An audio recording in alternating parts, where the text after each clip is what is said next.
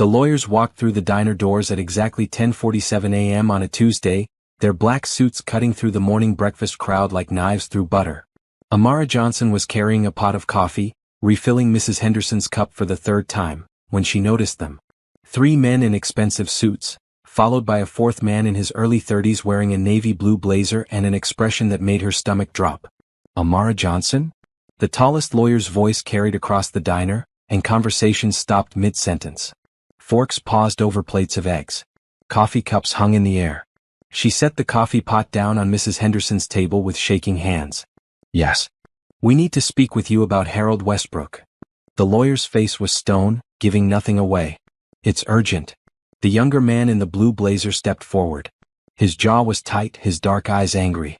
I'm Julian Westbrook, Harold's grandson. And we need to talk about what you've been doing to my grandfather. Amara's heart hammered against her ribs. The eviction notice in her purse suddenly felt heavier. The medical bills stacked on her kitchen counter flashed through her mind. The way Harold had smiled at her yesterday morning, pressing an envelope into her hands, insisting she take it. For Destiny's treatment, he'd said. Please. Let me help. I haven't done anything wrong, she whispered, but her voice barely carried. Her legs felt weak. That's what we're here to determine. Another lawyer opened a briefcase, pulling out a stack of papers.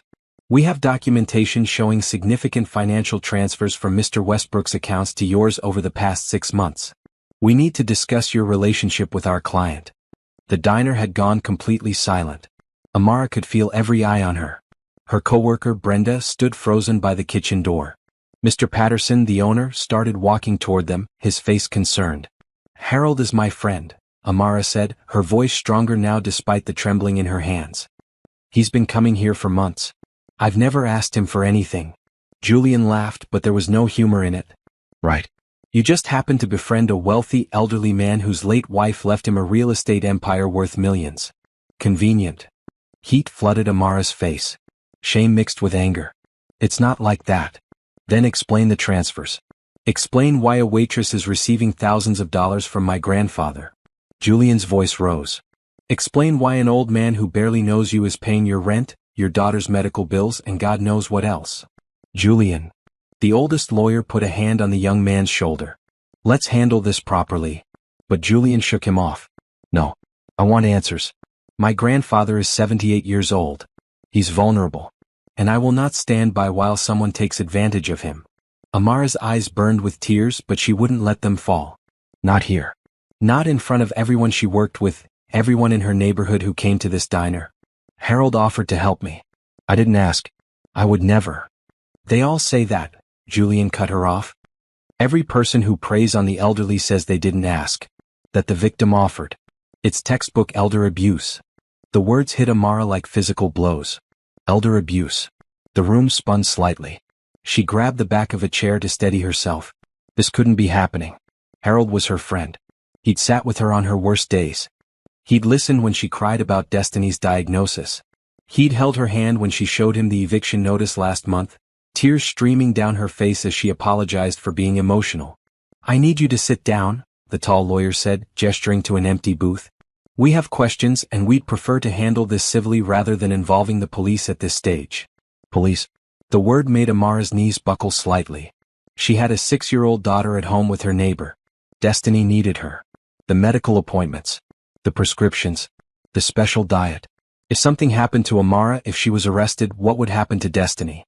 Please, she whispered, looking at Julian. Really looking at him. He had Harold's eyes, the same deep brown, but where Harold's were warm and kind, Julian's were cold with suspicion. Please just call Harold. He'll explain. This is all a misunderstanding. My grandfather isn't taking my calls right now, Julian said bitterly. Apparently he's too busy with his new friend to speak with his own family. Before Amara could respond, Mr. Patterson reached them.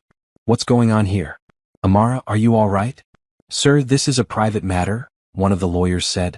This is my diner, Mr. Patterson replied firmly. And Amara is one of my employees.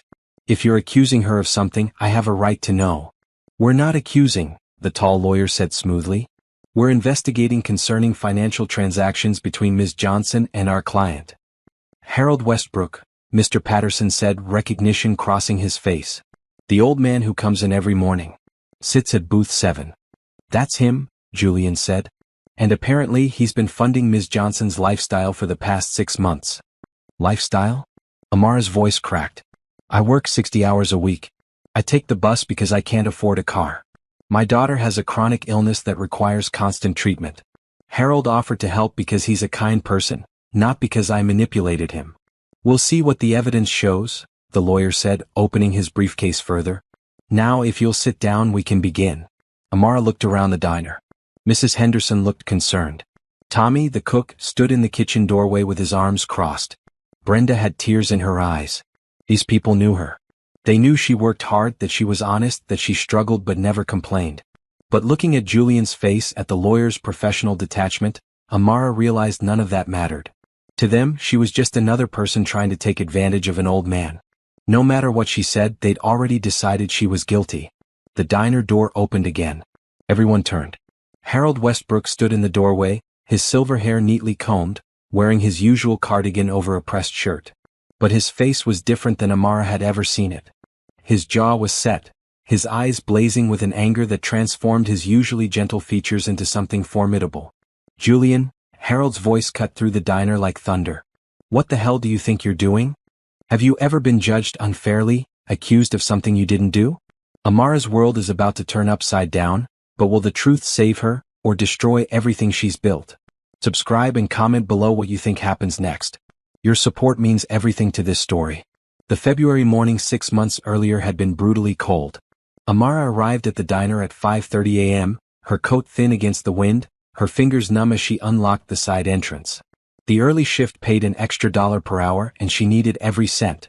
She was setting up the coffee station when Harold first walked in at 8 a.m. He moved slowly, carefully, using a wooden cane. His shoulders were hunched beneath a thick winter coat, and his face had the hollow look of someone who hadn't slept properly in a long time. Good morning, Amara called out, grabbing a menu. Sit anywhere you'd like. He chose booth 7 by the window. Not because of the view, Amara would later learn, but because it was where he used to sit with his wife, Eleanor, every Sunday morning for 43 years. Coffee? Amara asked, pot already in hand. Please. Black. His voice was rough and used. She poured carefully, noting the way his hands shook slightly as he lifted the cup. Take your time with the menu. No rush. Thank you, he said, and something in his tone made Amara pause. It wasn't just gratitude. It was relief, as if he'd expected something different. Something colder. She left him to study the menu and returned to her other tables. The morning rush started. Construction workers needing quick breakfasts, office employees grabbing coffee to go, the regular retired folks who came for companionship as much as food. When she returned to booth 7, Harold was still looking at the menu, but his eyes were distant. Need a recommendation? Amara asked gently. He looked up, startled, as if he'd forgotten where he was. What's good here? The pancakes are famous. Mr. Patterson makes them from his grandmother's recipe. The omelets are great too. Real cheese, fresh vegetables. And Tommy, our cook, makes the best hash browns in 3 counties. A small smile touched Harold's lips. Your enthusiasm is convincing. I'll have the pancakes and 2 eggs scrambled. Good choice, Amara wrote it down. And I'll keep that coffee coming. She delivered his food 15 minutes later, and he ate slowly, methodically, like someone who'd lost the joy in eating but maintained the routine. When Amara came to refill his coffee, she noticed he'd barely touched the pancakes. Not good? She asked, concerned. No, they're excellent, Harold said quickly. I'm just not as hungry as I thought. Something in his eyes stopped Amara from walking away. A loneliness so deep it was almost visible. She glanced around the diner. The rush had passed. Only a few tables were occupied and Brenda could handle them. Mind if I sit for a minute? Amara asked. My feet are killing me and you look like you could use some company. Harold's eyes widened slightly. I don't want to take up your time. You're not. Promise? She slid into the booth across from him. I'm Amara, by the way. Amara Johnson. Harold Westbrook. They sat in comfortable silence for a moment. Amara knew better than to push. Sometimes people needed quiet more than conversation. My wife died 3 months ago, Harold said suddenly, staring at his coffee. Cancer. She fought for 2 years, but in the end. I'm so sorry, Amara said softly. We used to come here every Sunday. This booth. She'd order the waffles, I'd get the eggs Benedict. We'd read the newspaper together, do the crossword puzzle. 43 years of Sundays. His voice broke slightly. I don't know why I came today. Tuesday isn't Sunday. But the house is so quiet. Amara reached across the table and gently placed her hand over his. You came because you needed to. That's reason enough. Harold looked at their hands, then at her face. You're very kind. You deserve kindness, Amara said simply. We all do. Your tables? Harold gestured to the other customers. They're fine. Brenda's got them. Amara smiled. Tell me about your wife. What was her name? Eleanor. Ellie. Harold's face softened. She was a teacher. 3rd grade. She used to say that 8-year-olds were the perfect age because they still believed in magic but could have real conversations. She retired 10 years ago and we were going to travel. See all the places we'd put off. But then she got sick and... You took care of her, Amara finished. I tried. But watching someone you love fade. Harold shook his head. I'm sorry. You don't need to hear this. I asked because I want to hear it, Amara said. Sometimes talking helps. They talked for 20 minutes. Harold told her about Eleanor's love of gardening, her terrible singing voice that she inflicted on him anyway, the way she'd leave notes in his lunch every day even after he retired. Amara listened, really listened, the way she wished someone had listened to her when her husband, Terrence, walked out. When Harold finally left, he insisted on paying for a meal he'd barely eaten and left a $5 tip on a $12 bill. He seems nice, Brenda said, watching him walk slowly to his car through the window. He's lonely, Amara replied quietly. Aren't we all? Brenda said, but not unkindly. That evening, Amara returned to her apartment exhausted. The bus ride took 40 minutes, and by the time she climbed the 3 flights to her unit, her feet were screaming. Her neighbor, Mrs. Chin, opened her door as Amara passed. Destiny was good today, Mrs. Chin said in her accented English. We did homework, she ate lunch. But she was coughing more. Worry spiked through Amara's chest. Bad. Not bad, but more than yesterday. You have her medicine? Yes. Thank you so much for watching her, Mrs. Chin. I don't know what I'd do without you. She's a good girl. No trouble. Mrs. Chin smiled. You work too hard, Amara. Bills don't pay themselves, Amara said, trying to keep her voice light. Inside the apartment, Destiny was coloring at the small kitchen table, her inhaler within reach. At 6 years old, she looked fragile, her brown skin paler than it should be, dark circles under her eyes that no child should have. Mama? Destiny looked up, her face brightening. She wore a red sweater that Amara had found at the thrift store, bright and cheerful. Hey, baby girl. Amara kissed the top of her daughter's head. How are you feeling? Okay. Mrs. Chin made me soup. That was nice of her. Amara looked at the drawing. A house with flowers and a big sun. This is beautiful. It's us, Destiny explained. You and me in our house when I'm better. Amara's throat tightened. You will be better, sweetheart. The doctors are helping. But the medical bills told a different story. They sat in a folder on top of the refrigerator, growing thicker each month. The treatments Destiny needed weren't fully covered by Amara's basic insurance. The specialist, the test, the medications. It was drowning them. That night, after Destiny fell asleep, Amara sat at the kitchen table with her calculator and bills. Rent, $950. Electric, $87. Utilities, $65. Phone, $45. Groceries, $200 if she stretched. Destiny's medications, $150 for the copays. The medical debt that went to collections last month, $2,400. Her paycheck, $1,800 for a good month with tips. The math didn't work. It never worked. She thought about Terrence, her ex-husband, who'd left 6 months after Destiny's diagnosis. I can't handle this, he'd said. It's too much. She's sick all the time and you're always stressed and I just can't. He sent $50 a month when he remembered. Sometimes 2 months would pass with nothing. Amara put her head in her hands. She was so tired of fighting, of working, of pretending everything was fine when it wasn't. But giving up wasn't an option. Destiny needed her.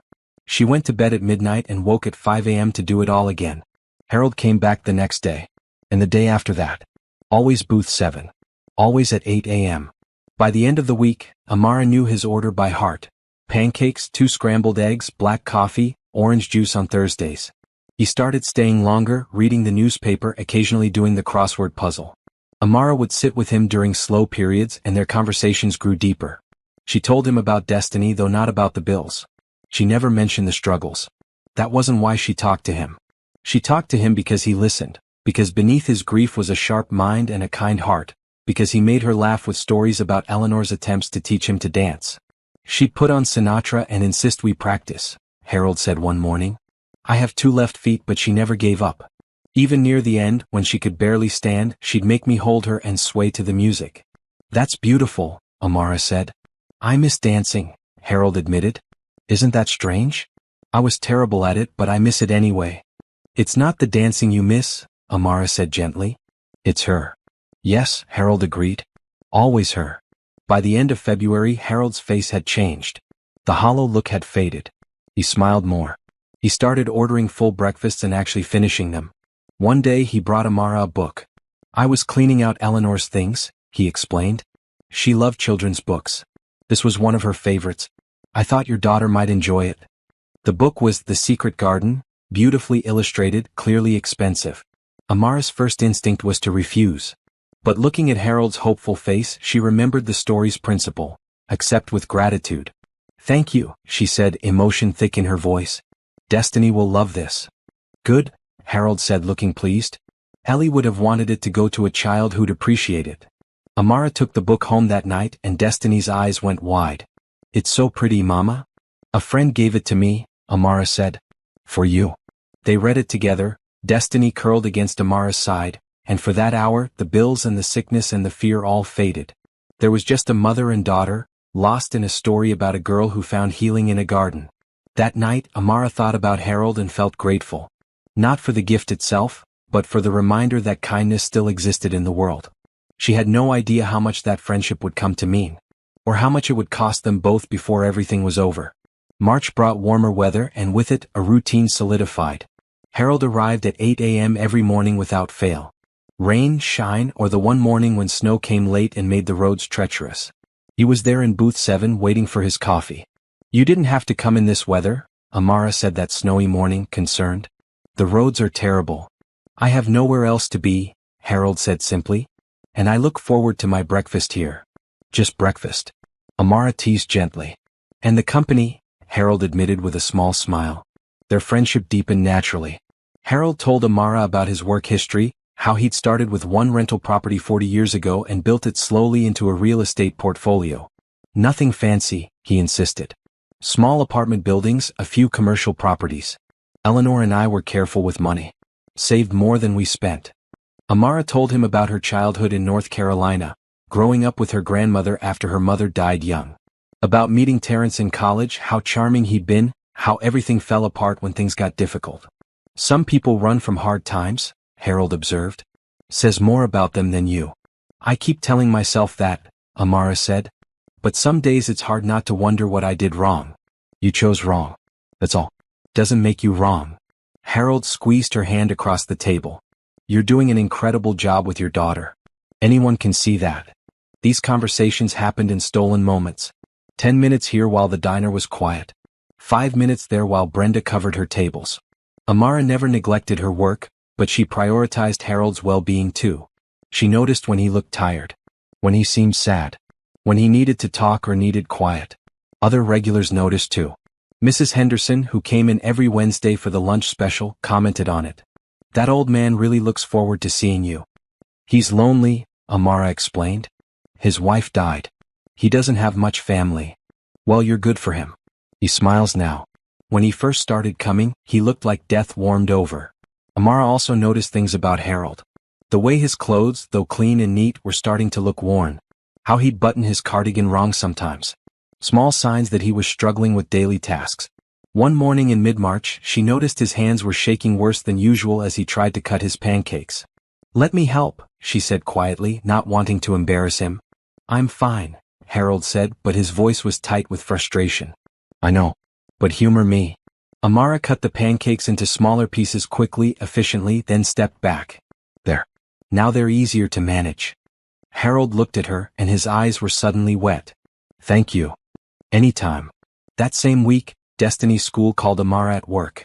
Mrs. Johnson, Destiny had a coughing fit in class. The nurse thinks you should pick her up. Panic flooded through Amara. I'll be right there. She rushed to Mr. Patterson. I'm so sorry. I have to leave. My daughter's school called. Go, he waved her off. Is she okay? I don't know yet. At the school, Destiny was in the nurse's office. Her breathing labored despite her inhaler. Has this happened before? The nurse asked. Sometimes, Amara admitted. Usually we can manage it at home. I think she needs to see her doctor today. The problem? Destiny's specialist appointment wasn't until next week, and urgent care visits cost $200 up front. Money Amara didn't have. She took Destiny home instead, called the doctor's office and begged for an earlier appointment. They couldn't fit her in until Friday. 3 days away. That night, Amara barely slept, listening to Destiny's breathing, ready to rush her to the emergency room if it worsened. By morning, Destiny seemed better and Amara went to work exhausted. Harold took one look at her face when she served his coffee and knew something was wrong. What happened? Amara tried to brush it off. Just a rough night. Amara. His voice was gentle but firm. Tell me. So she did. Not meaning to, but the words tumbled out. The school call. Destiny's breathing. The cost of urgent care. The Friday appointment that felt too far away. Let me help, Harold said immediately. No, Amara said automatically. I can't ask you to do that. You're not asking. I'm offering. Harold pulled out his wallet. How much do you need for urgent care? Harold, no. That's not why I told you. I just needed someone to listen. I know, but I'm still offering. Please, let me do this. Amara felt tears pressing at her eyes. I can't take your money. It's not taking if I'm giving freely. Amara, I have more money than I know what to do with. Eleanor and I never had children. No grandchildren to spoil. The money just sits there. Let me use it for something meaningful. For someone I care about. His words were so sincere, so earnest, that Amara felt her resistance crumbling. She thought about Destiny struggling to breathe. About waiting 3 more days while her daughter suffered. $200, she whispered.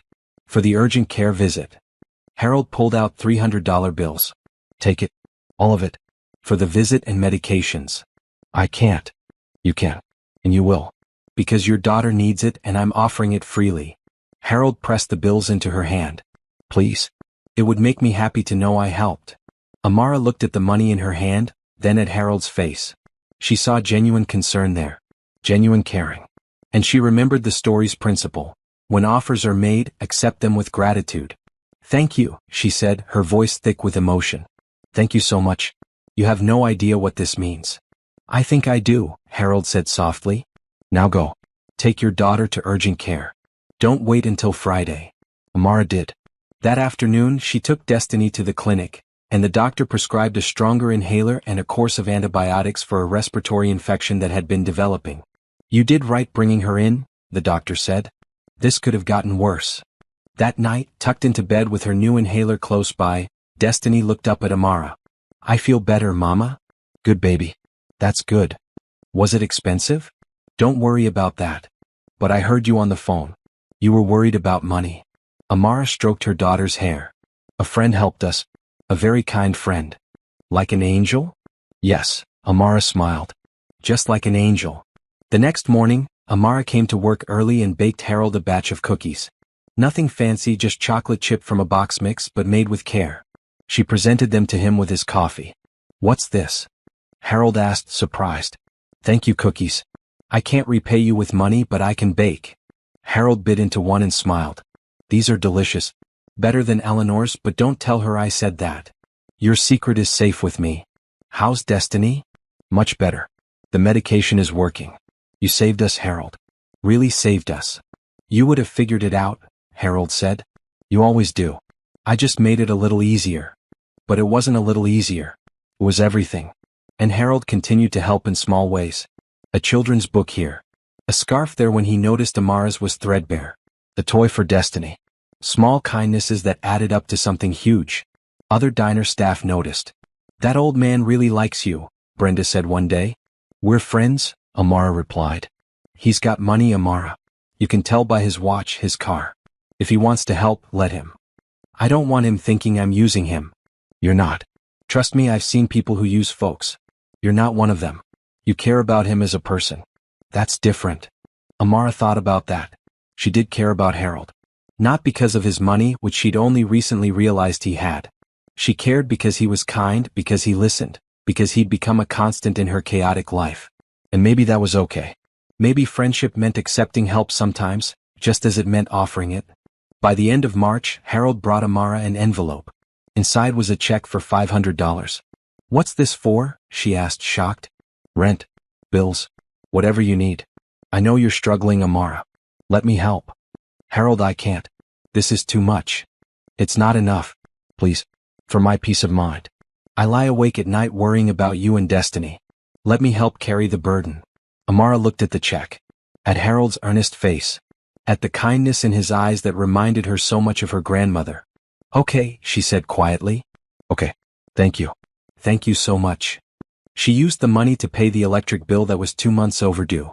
To buy groceries without counting every penny. To refill Destiny's prescriptions without panic. That night, Destiny had seconds at dinner for the first time in weeks. "This is yummy, Mama. Eat up, baby girl. Are we going to be okay?" Amara looked at her daughter's hopeful face. "Yes, we're going to be okay." And for the first time in a long time she believed it. April arrived with blooming flowers and renewed hope, but also with a phone call that shattered Amara's fragile sense of security. She was at work, wiping down tables during the mid-morning lull when her phone buzzed. "Miss Johnson? This is Dr. Patel from Riverside Children's Hospital. I've been reviewing Destiny's test results from her last appointment." Amara's heart dropped into her stomach. She stepped outside into the parking lot, away from customers. "What's wrong?" "Destiny's lung function has decreased significantly over the past 3 months. Combined with her other symptoms, I think we need to consider more aggressive treatment options." "What kind of options?" "There's a new therapy program. It's shown excellent results in children with Destiny's condition. But it's intensive. 3 sessions a week for 6 months, specialized medications, regular monitoring." "How much?" Amara's voice was barely a whisper. Dr. Patel was quiet for a moment. "With your insurance, you're looking at approximately $400 per week in copays and medications. That's about $1,600 a month." The number hit Amara like a punch. $1,600 a month. She made less than $2,000 after taxes. "I know it's a lot," Dr. Patel continued gently. "But without this treatment, Destiny's condition will likely worsen. There are payment plans, assistance programs I can connect you with." "I need to think about it," Amara managed. "Of course. But don't wait too long. Her lungs are weakening." After the call ended, Amara stood in the parking lot, shaking. The spring sunshine felt mocking. Around her, people went about their normal days while her world collapsed. She couldn't afford the treatment. Even with Harold's help, even with extra shifts, the math didn't work. She'd have to choose between Destiny's health and keeping a roof over their heads. When she went back inside, Harold was at his usual table. He took one look at her face and stood up. "What happened?" Amara shook her head. "I'm fine. Just a phone call." "You're not fine. Sit down. I have tables. They can wait. Sit." Something in Harold's tone made Amara obey. She slid into the booth across from him and suddenly everything poured out. The doctor's call. The new treatment. The impossible cost. The choice she couldn't make. $1,600 a month? Harold repeated. "I can't afford it. I can barely keep up with what we have now. But if I don't do the treatment, she'll get sicker." Dr. Patel said her lungs are weakening. "What if I lose her, Harold? What if I can't save my own daughter because I don't have enough money?" Tears finally came, hot and angry. Amara never cried at work, but she couldn't stop them now. Harold reached across the table and took both her hands. "Listen to me very carefully. You will not lose Destiny. She will get the treatment. All of it. I can't ask you to pay for it. You're not asking. I'm telling you. I will cover the treatment costs. All of them. For as long as she needs. That's thousands of dollars. Tens of thousands over 6 months. I have it. Amara, Eleanor and I were very comfortable. The properties, the investments, everything has just been sitting there since she died. I have more money than I could spend in 2 lifetimes. Let me use it for something important. For Destiny." "It's too much," Amara whispered. "It's not enough. That little girl deserves every chance at a healthy life. And you deserve to not have to choose between her health and your rent." Harold's grip on her hands tightened. "Please, let me do this. For both of you." Amara looked at their joined hands. At Harold's sincere face. She thought about Destiny's labored breathing. About the fear in her daughter's eyes when she couldn't catch her breath. About the possibility of losing her baby girl. The story's principle echoed in her mind. When help is offered, accept it with gratitude. Okay, she said, her voice breaking. Okay. Thank you. Thank you so much. Don't thank me yet. We need to set this up properly. Do you have the doctor's information? They spent the next hour during Amara's lunch break calling the hospital, talking to billing departments, setting up payment arrangements. Harold gave the hospital his credit card information directly, establishing himself as a guarantor for all of Destiny's treatment costs. We'll bill you monthly, the hospital administrator said. Is that acceptable? Perfectly acceptable, Harold replied. Whatever she needs. No limits. When they finished, Amara felt dizzy with relief and disbelief. I don't know how to repay you. Be my friend, Harold said simply. Keep sitting with an old man during your breaks. Keep making me laugh. Keep treating me like a person instead of a bank account. That's payment enough. You're so much more than a bank account. I know, because you see me that way. Most people in my life only ever saw the money, the properties, the potential inheritance. Even my own grandson barely calls unless he needs something. This was the first time Harold had expressed bitterness about Julian. You have a grandson? Julian. He's 32. Smart, driven, works in finance in the city. But after Eleanor died he called once a month, maybe. Always rushing off the phone. Too busy for an old man. Harold's voice was sad. I don't blame him. Young people have their own lives. But it's lonely. Have you told him how you feel? What's the point? He'd just feel guilty, visit out of obligation. I'd rather have no visits than forced ones. Harold shook his head. Sorry? That's not your problem. Your feelings are never a problem, Amara said gently. You listen to mine all the time. They sat quietly for a moment. Then Harold smiled. Tell me about Destiny. What is she like? Besides books. She loves drawing. Colors. She wants to be an artist when she grows up. She draws these elaborate pictures of gardens and houses and families. Always bright colors. Always happy scenes. Eleanor would have loved her. I wish they could have met. Me too. Harold paused. Would it be alright if I met Destiny? I don't want to overstep. But I'd like to meet the little girl I'm helping. Amara's heart swelled. She'd love to meet you. How about this Sunday? I'm off. You could come for lunch. Nothing fancy, just sandwiches and soup. But Destiny would be so excited. I'd be honored. That Sunday, Harold arrived at Amara's apartment with a bouquet of bright flowers and a wrapped package. The apartment was tiny, the furniture secondhand, but Amara had cleaned until everything shone. Destiny answered the door wearing a green dress Amara had bought at a thrift store, carefully ironed. Her eyes went wide at the sight of Harold. Are you Mama's friend? The one who got me the book.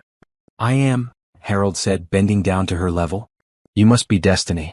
Your mama has told me wonderful things about you. I'm 6. I like to draw and read and I'm going to be an artist. The words tumbled out in typical 6-year-old fashion. An artist? How wonderful. I brought you something. Harold handed her the wrapped package. Inside was a set of professional colored pencils, 60 colors in a beautiful wooden case. Destiny gasped. These are so pretty. For all your artwork, Harold explained. Say thank you, Amara prompted. Thank you, Mr. Harold. Destiny threw her arms around Harold's legs, hugging him tight. Harold's eyes went misty. You're very welcome, sweetheart. Lunch was simple but happy.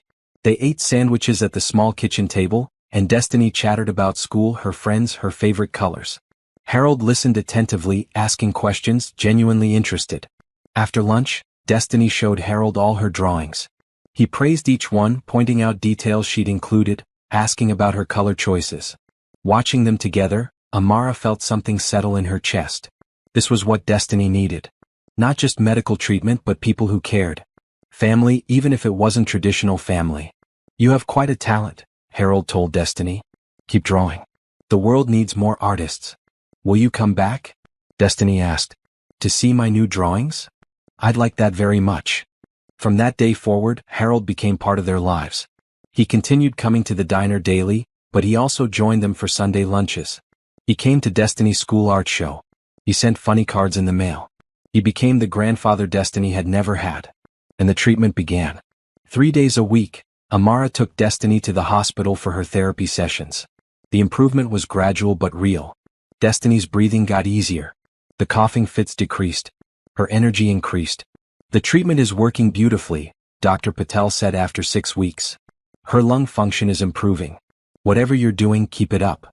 We have help, Amara said simply. Well, it's making all the difference. By mid-May, Destiny was playing with other kids at school for the first time in months.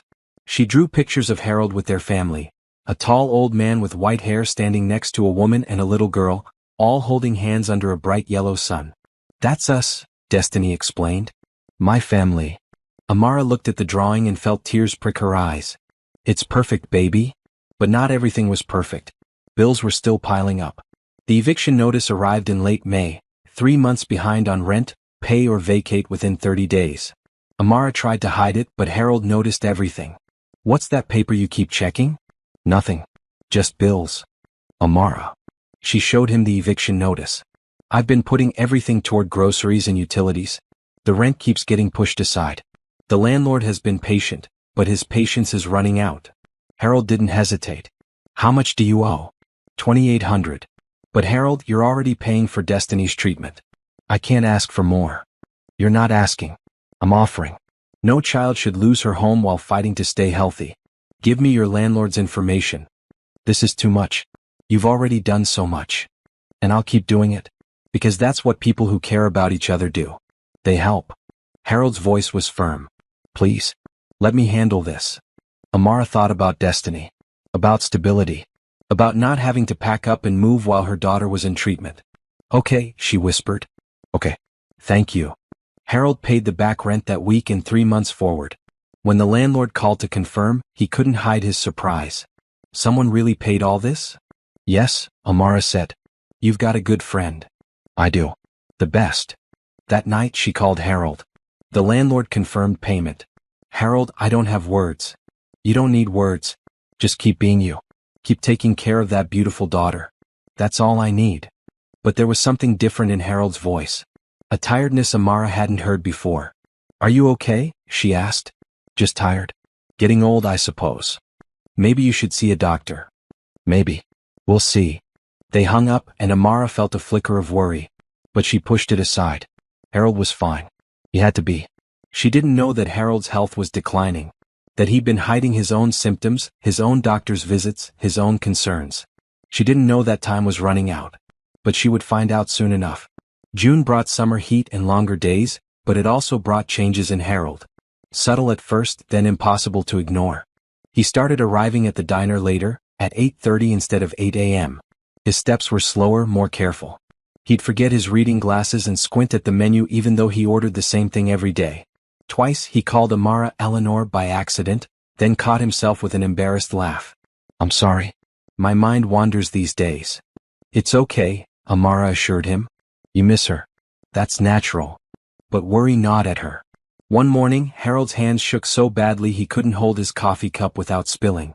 Amara sat down across from him, ignoring the full diner. Harold, when did you last see a doctor? I'm fine. Just old age. You're 78, not 98. And you're not fine. Please, see a doctor. Harold was quiet for a long moment. I have been seeing doctors. Multiple doctors, actually.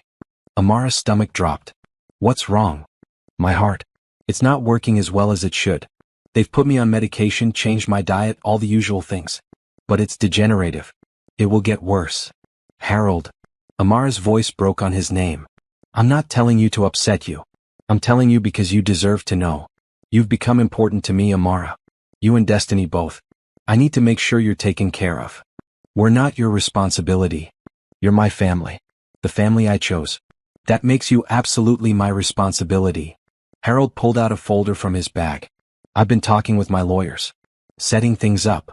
Your will. Among other things. I'm establishing a trust fund for Destiny's medical care. Enough to cover her treatment for years even after I'm gone. And I'm setting up monthly payments for you. Not charity. Think of it as salary for being my friend, my companion in my final years. Harold, stop. You're not dying. We're all dying, Amara. Some of us just know the timeline better than others. He pushed the folder toward her. Please. Look at these. Sign where indicated. It's all legal, all proper. Amara opened the folder with shaking hands. Documents about trusts, medical funds, monthly stipends. Amounts that made her dizzy. This is too much. Your family. My family? Harold's laugh was bitter. I have Julian. My only grandson. Smart kid, but he doesn't care about an old man beyond what he might inherit. He calls every few weeks, asks how I'm doing, but I can hear him multitasking during our conversations. Typing on his computer. Checking his phone. I'm an obligation to him. Have you told him about your heart? I mentioned it once. He said, "That's rough, Grandpa," and changed the subject to his latest business deal. Harold shook his head. Eleanor used to say I spoiled him. Gave him too much, expected too little. Maybe she was right. But it's too late to change that now. It's never too late. I'm tired of reaching out to someone who doesn't reach back. I'd rather spend my time with people who actually want to be around me. Harold smiled at her. Like you and Destiny. Does Julian know about the trust? About helping us? No. And I don't plan to tell him. He'll find out eventually, I suppose. But by then everything will be settled. A chill ran down Amara's spine. You're talking like you're saying goodbye. I'm talking like I'm being realistic. I could have 5 years. I could have 5 months. The doctors aren't sure. So I'm making arrangements now while I'm still clear-headed enough to do it properly. Over the next few weeks, Harold's lawyer came to the diner 3 times. Amara signed papers, felt guilty about it, but remembered Harold's words. This was what he wanted. What made him happy. You're giving that girl security, Harold said. Purpose.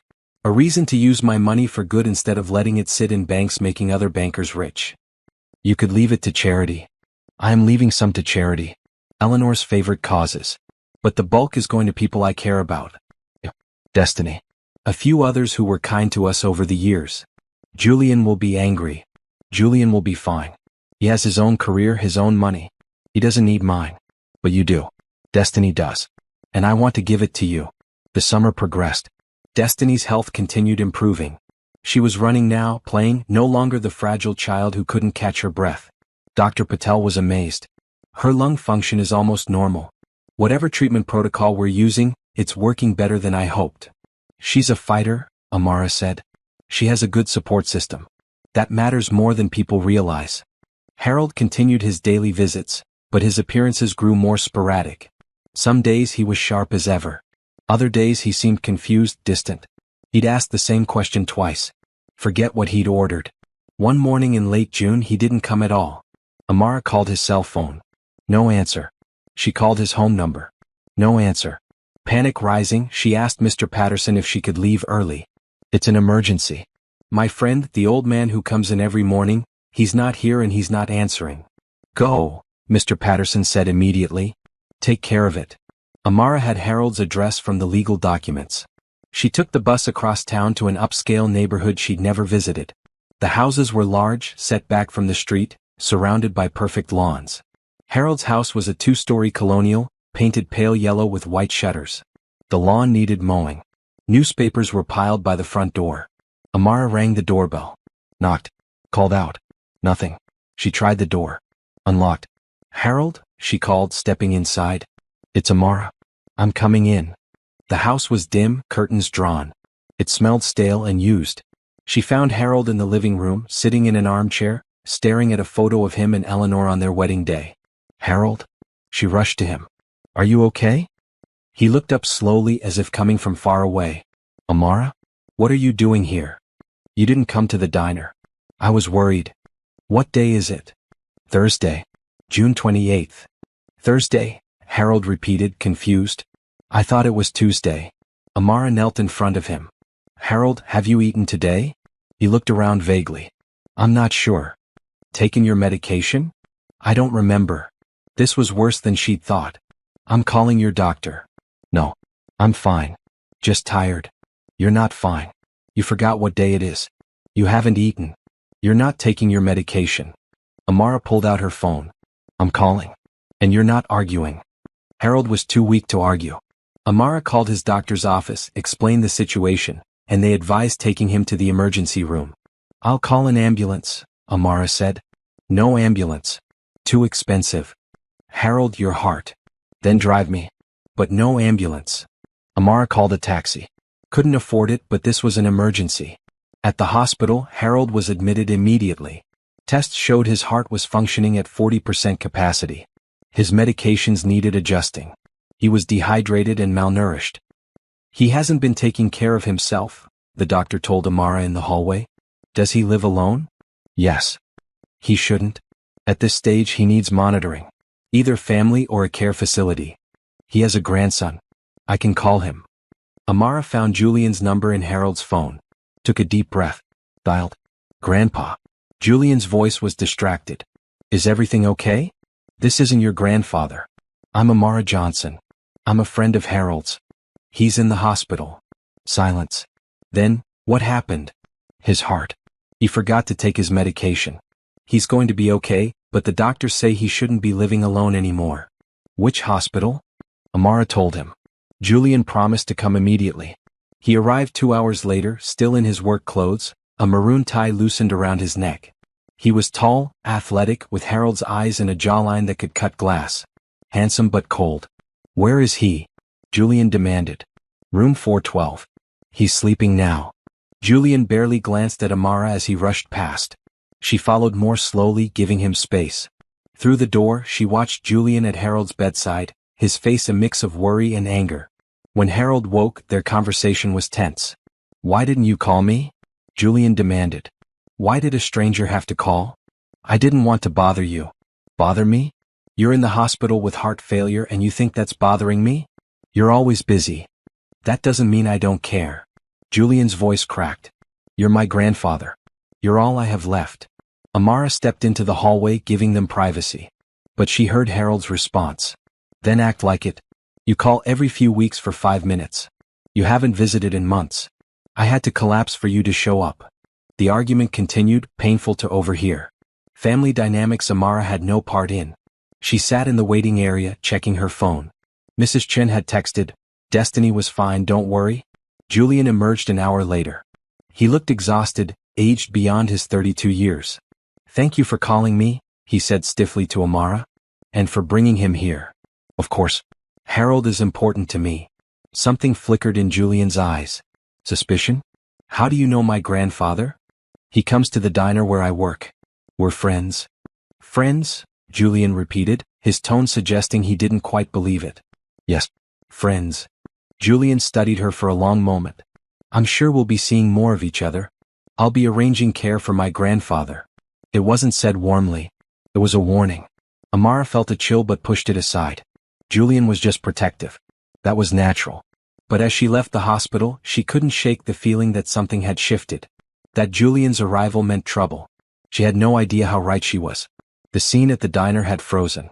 Harold stood in the doorway, his face transformed by anger, while Julian and the lawyers stood near Amara like predators surrounding prey. The morning customers watched with wide eyes, their breakfasts forgotten. Julian, Harold repeated, his voice cutting through the silence. I asked you a question. What are you doing here? Protecting you, Julian said, but his confidence wavered.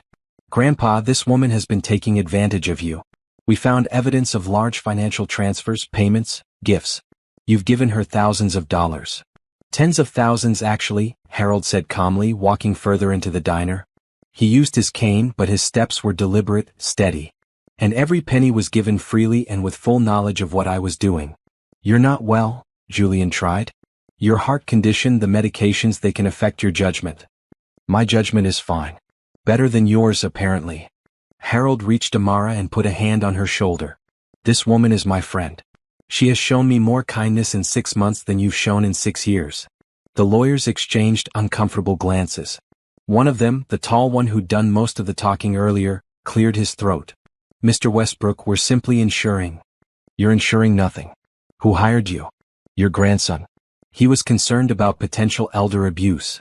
Elder abuse? Harold's laugh was sharp. Julian, let me make something very clear. Amara Johnson has never asked me for a single cent. Not once.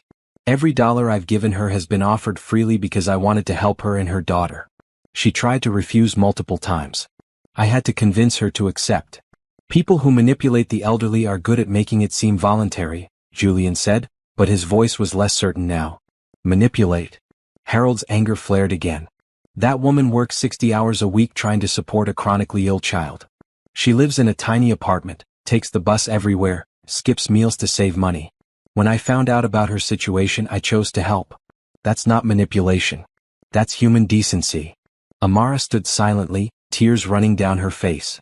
She wanted to speak, to defend herself, but the words wouldn't come. Mr. Patterson stepped forward. I can vouch for Amara. She's worked here for 3 years. Honest, hardworking, never caused a single problem. Harold started coming in as a customer months ago. Their friendship developed naturally. I watched it happen. Several customers voiced agreement. Mrs. Henderson stood up. That girl is an angel. I've watched her help Harold, listen to his stories about his wife, sit with him when he was lonely. There's nothing sinister here, young man. Just kindness.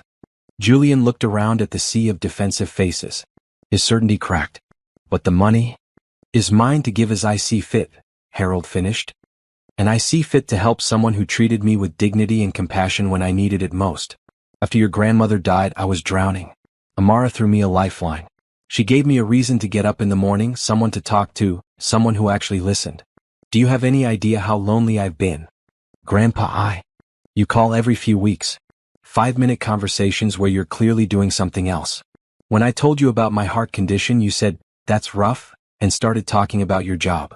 When I ended up in the hospital last month, a stranger had to call you because you don't check on me enough to notice I was missing. The words hung in the air like accusations. Julian's face went pale. I didn't know it was that bad. Because you didn't ask. You assumed I was fine and went about your life. But Amara asked. Every single day. She noticed when I was tired, when I was sad, when I needed to talk or needed quiet. She showed up at my house when I didn't come to the diner. She took me to the hospital. She cared. One of the lawyers attempted to regroup. Mr. Westbrook, perhaps we could discuss this privately. These are sensitive family matters. There's nothing private about what you did. You came into this diner and publicly accused an innocent woman of elder abuse. You humiliated her in front of her co-workers and customers. You threatened her with legal action. That requires a public apology. Grandpa, I was just trying to protect you. From what? From kindness? From human connection? From someone who actually gives a damn whether I live or die. Harold's voice broke slightly. Julian, I love you. You're my grandson. But you haven't been present in my life. And when someone else stepped in to fill that void, you accused her of crimes. Amara finally found her voice. Harold, it's okay. Julian was scared. I understand. It's not okay, Harold said firmly. And you're too kind. That's part of why I care about you. But this needs to be said. He turned back to Julian. I'm setting up trusts for Amara and her daughter. Medical funds, living expenses, education money. It's all been done legally with proper documentation and evaluations confirming my mental competency. My lawyers can show you the paperwork. How much? Julian asked quietly. Enough to ensure Destiny gets the medical care she needs for the rest of her childhood and Amara doesn't have to work herself to death. The exact amounts are none of your concern. I'm your grandson. I have a right to know. You have a right to nothing, Harold said coldly. I could leave my entire estate to charity and you'd have no legal recourse. But I'm not doing that. You'll still inherit the bulk of my assets. The properties, the investments, most of the liquid cash. But Amara and Destiny get their share first. And there's nothing you can do about it. Julian's face cycled through emotions. Anger, hurt, shame, resignation. Finally, he looked at Amara directly for the first time since Harold arrived. I'm sorry, he said quietly. I was wrong. I made assumptions based on fear, not facts. I was scared of losing my grandfather and I took it out on you. That was unfair. Amara wiped her eyes. You were trying to protect your family. I can't be angry about that. You should be angry, Julian said. I accused you of terrible things without even talking to you first. I brought lawyers to your workplace and tried to intimidate you. That's not okay. But I forgive you anyway, Amara said softly. Because forgiveness is the only way forward. Harold looked at her with such pride and affection that several customers teared up. See, Julian? That's the kind of person she is. You should try to learn from her.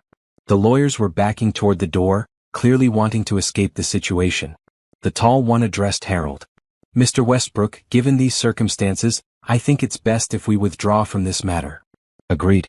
And I expect no bill for today's harassment of Ms. Johnson. Of course. Our apologies. They filed out quickly, leaving Julian standing alone near the door. He looked lost, a confident man suddenly uncertain. I really am sorry, he said again to Amara. To you and to my grandfather. I've been a terrible grandson. You've been busy, Harold said, his anger fading into sadness. But busy is a choice, Julian. I won't be around forever. Decide what you want our relationship to be before it's too late. I want to be better. To do better. If you'll let me. Julian's voice was sincere now, stripped of defensiveness. I know I don't deserve another chance, but I'm asking for one anyway. Harold studied his grandson for a long moment, then sighed. Eleanor always said people deserve second chances. Fine. But you have to earn it. Starting with a real apology to Amara. Not just words. Action. What would that look like? That's for you to figure out. The diner had slowly resumed normal noise levels, though everyone was still paying attention to the drama. Mr. Patterson approached. Harold, why don't you sit down? I'll get you some coffee. On the house. Thank you, James. Harold let Mr. Patterson guide him to booth 7. Amara automatically reached for a coffee pot. Julian hesitated, then followed. May I sit? Harold gestured to the opposite seat. Julian slid in, looking uncomfortable. Amara poured coffee for both of them, her hands still shaking slightly. I'll give you two some privacy. Stay, Harold said. Please. You're part of this conversation. She sat next to Harold, feeling awkward. This was family business. But Harold wanted her there, so she stayed. Tell me about Destiny, Julian said to Amara. Her illness. What she's dealing with. It was an olive branch. Amara took it. She was diagnosed with chronic pulmonary issues when she was 4. It got worse over time. Breathing problems, constant infections, limited energy. We've been fighting it for 2 years with basic treatments, but it wasn't enough. And now? Now she's on an advanced treatment protocol. It's working. She's healthier than she's been in years. She plays with other kids. She runs. She's starting to live a normal childhood. Because my grandfather is paying for it. Yes. The treatment costs $1,600 a month. I couldn't afford it. Harold offered to help. I tried to refuse, but he insisted. And it's saving her life. Julian absorbed this. How old is Destiny? 6. And her father? Gone. He left when she was diagnosed. Couldn't handle it. Julian's jaw tightened. That's terrible. You've been doing this alone? I have help now. Harold. My neighbor who watches Destiny while I work. The doctors. People have been kind. More than I was today. Today was a misunderstanding. Today was me being an ass, Julian corrected. Call it what it is. Harold sipped his coffee. At least you can admit it. That's growth. The three of them sat in uncomfortable silence. Finally, Julian spoke again. I want to see Destiny. Meet her. If that's okay with you, Amara. I promise I'm not trying to investigate or anything. I just want to understand who my grandfather has been helping. Amara looked at Harold, who nodded encouragingly. Okay. You can come to Sunday lunch. We have it every week. Harold comes. It's nothing fancy, just sandwiches, but you're welcome. I'd like that. Thank you. And Julian, Harold added. You should know Amara's apartment building is older, not in the best neighborhood. Don't judge. She works with what she has. I won't judge, Julian promised. I've learned my lesson about making assumptions. They talked for another 20 minutes. Julian asked about Harold's health, his medications, his doctor appointments.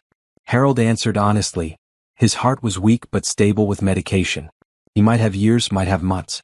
No one knew. I should have been checking on you more, Julian said, pain in his voice. I got so caught up in work, improving myself, in building my career. I forgot what actually mattered. Well, you remember now. That's something. When Julian finally left, promising to call in a few days, Harold sagged back in the booth. That was exhausting. But necessary, Amara said. He needed to hear those things. Did I go too hard on him? No. You told him the truth. That's what he needed. Harold smiled tiredly. You're very wise for someone so young. I'm 32. Not that young. To someone 78, everyone is young. He squeezed her hand. Thank you for being gracious with Julian. He didn't deserve it, but you gave it anyway. Kindness should always lead, Amara said. Even when it's hard. The rest of the day passed in a blur. Amara worked her shift, deflecting curious questions from customers, accepting support from Brenda and Mr. Patterson. When she finally got home that evening, Destiny was drawing at the kitchen table. Mama, you're home late. Sorry, baby. Work was busy. Amara kissed her daughter's head. How are you feeling? Good. We went to the park today with Mrs. Chen. I went on the swings. High ones. Amara's heart swelled. 6 months ago, Destiny couldn't walk to the corner store without getting winded. Now she was swinging at the park. That's wonderful. Is something wrong? You look sad. Not sad. Just tired. It was a long day. Did something happen with Mr. Harold? Children were more perceptive than adults gave them credit for. Sort of. His grandson came to visit. There was a misunderstanding, but it's okay now. Does his grandson like you? I don't think he knows me well enough to decide yet. He should like you. You're the best. Amara pulled her daughter into a hug, breathing in the scent of her shampoo, feeling her strong heartbeat, her steady breathing. This was what mattered. This moment. This child who was alive and healthy. Everything else she could handle. The days following the confrontation at the diner felt strange and tense. Harold came every morning as usual, but there was an undercurrent of worry. He'd apologized multiple times for Julian's behavior, though Amara insisted it was unnecessary. He was protecting you. That comes from love, even if it came out wrong. You're too understanding, Harold said. Most people would be furious. Fury doesn't fix anything. Forgiveness does. What Amara didn't tell Harold was that she'd been having nightmares. Dreams where lawyers took Destiny away, where she lost everything, where kindness was punished instead of rewarded. She'd wake in the middle of the night, sweating, checking to make sure Destiny was still sleeping peacefully in the next room. On Thursday, 3 days after the incident, Julian returned to the diner. It was 2 p.m. between the lunch and dinner rushes. Amara was wiping down tables when he walked in, carrying a large folder and wearing a blue shirt instead of his usual suit. "Hi," he said awkwardly. "Is now a bad time?" "No, it's fine. What can I get you?" "Coffee maybe? And a few minutes to talk if you can spare them." Amara poured him coffee and sat across from him in a booth. Up close, without anger clouding his features, Julian looked more like Harold. The same kind eyes, the same gentle curve to his mouth. "I've been doing research," Julian started. "About you. I hope that's not creepy, but I needed to understand who my grandfather has been helping." Amara stiffened. "Research? Nothing invasive. Just public records, asking around. I talked to your neighbors, some people who come to this diner, your daughter's doctor." He held up a hand. "I know how that sounds, but hear me out. I needed to know if I was wrong, and I was completely wrong."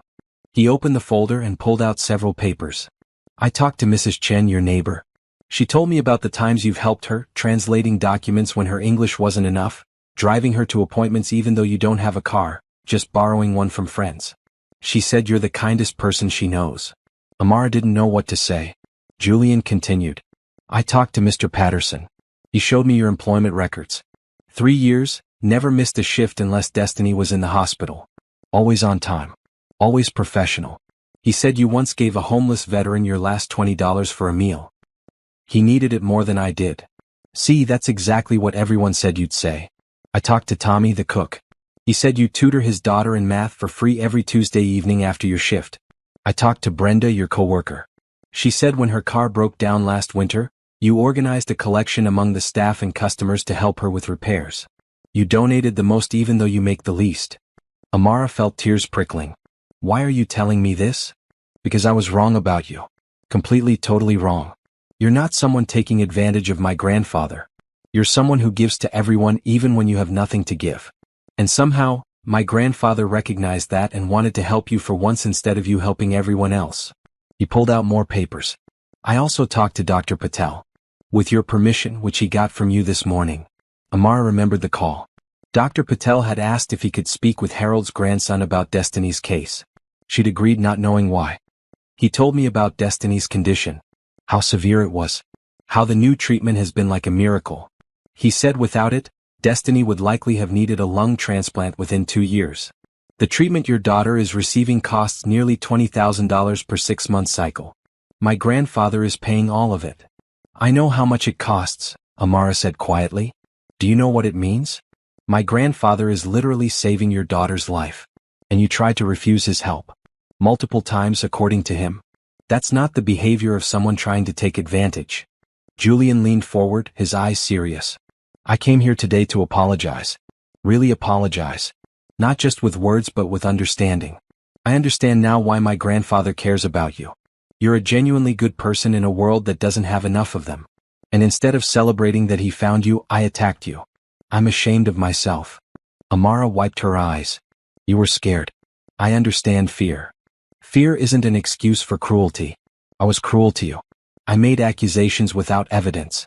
I brought lawyers to intimidate you. That's not okay, no matter what I was feeling. But you're here now making it right.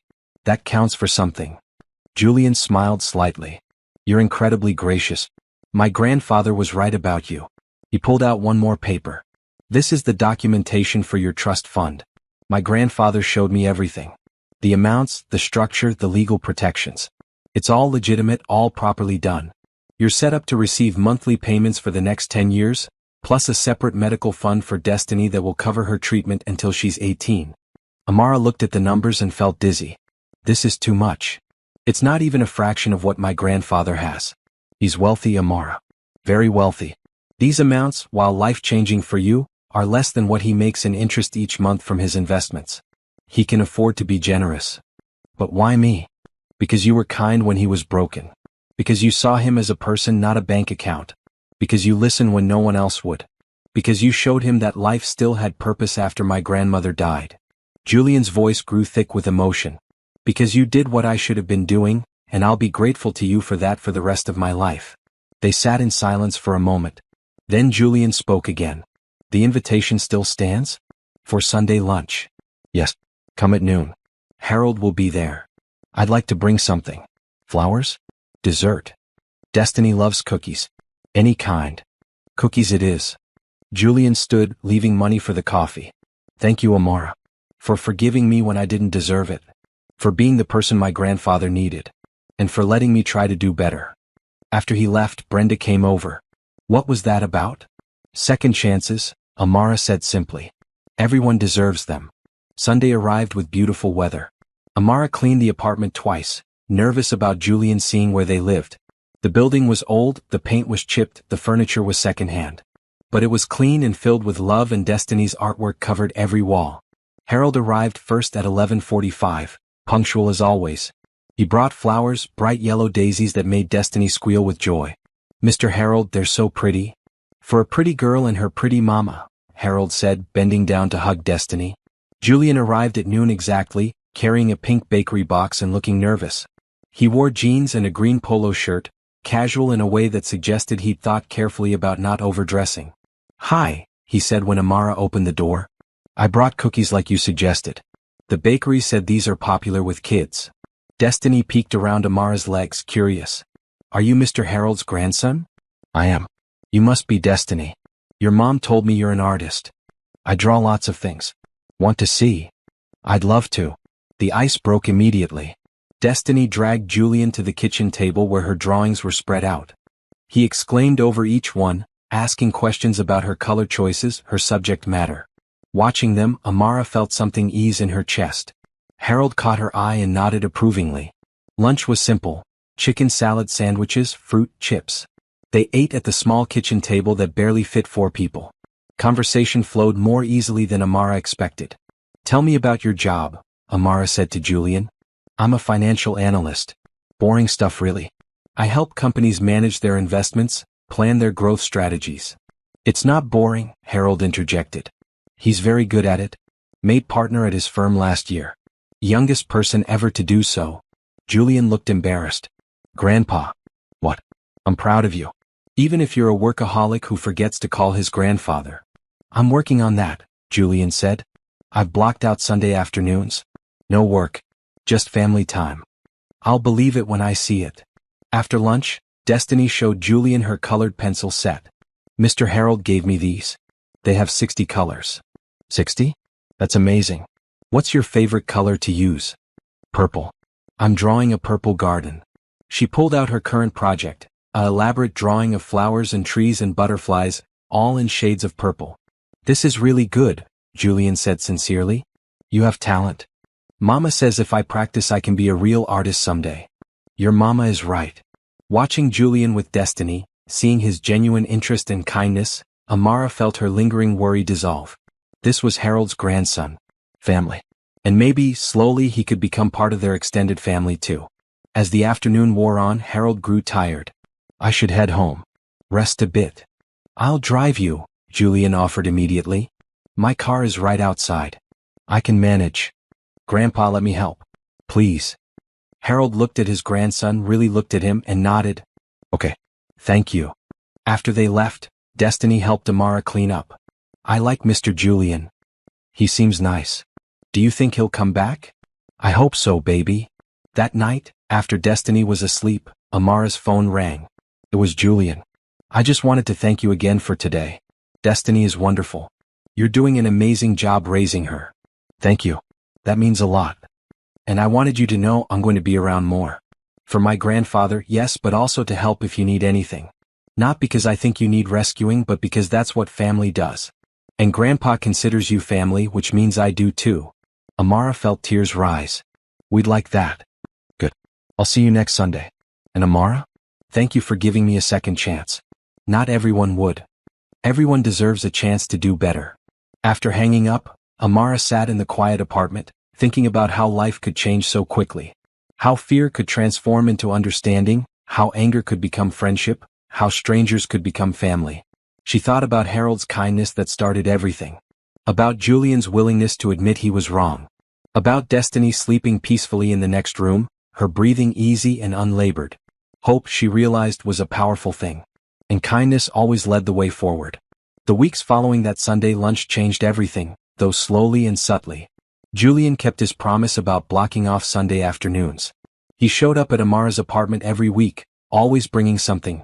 Cookies, fresh fruit, a new book for Destiny. But he also started coming to the diner during the week. Not in a creepy way but casually. He'd stop by for coffee on his way to work, sit at the counter, chat with Amara during her breaks. Gradually she learned more about him. He'd lost his parents in a car accident when he was 12. Harold and Eleanor had raised him. They gave up their retirement travel plans to take care of a grieving, angry teenager, Julian told her one morning over coffee. I never properly thanked them for that. You were a child dealing with trauma, Amara said gently. They understood. Maybe. But when Grandma got sick, I threw myself into work instead of spending time with her. I told myself I was building a future, being practical. Really, I was running from watching another person I loved die. By the time she passed, I'd become an expert at avoiding emotional pain by staying busy. And then Harold was alone. And I kept avoiding. Kept working. Kept telling myself 5-minute phone calls were enough. They weren't. Julian stared into his coffee cup. I almost lost him because of my cowardice.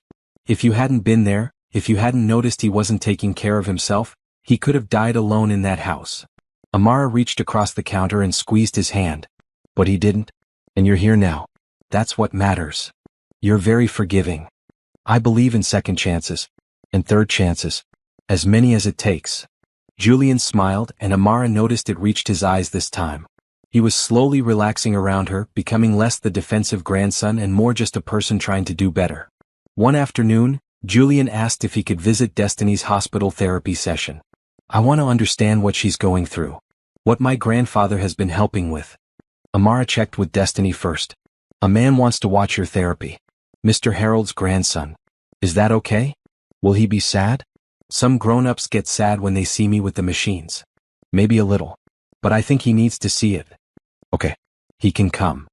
At the hospital the next Tuesday, Julian sat quietly in the corner while Destiny went through her respiratory therapy. The machines, the breathing exercises, the careful monitoring. It was routine for Destiny, but Julian watched with growing understanding on his face. Afterward, when Destiny was coloring in the waiting room while they talked to the doctors, Julian pulled Amara aside. I had no idea. When my grandfather said he was helping with medical costs, I pictured regular doctor visits, some medications. I didn't understand how intensive this is.